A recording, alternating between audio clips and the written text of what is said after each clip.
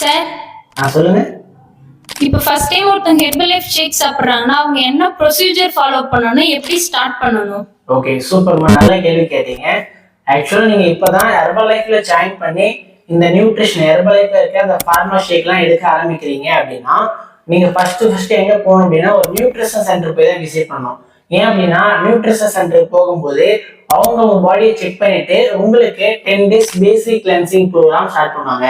இந்த cleansing program இது உங்க பாடியை டீடாக்ஸ் பண்றதுக்கு, இது உங்க உடம்புல இருக்க கழிவுகளை வெளியேற்றி நீங்க வெயிட் லாஸ்க்கு கரெக்டா இருக்கிற மாதிரி சப்போர்ட் பண்றதுக்கு அவங்க உங்களுக்கு சொல்லிக் கொடுப்பாங்க.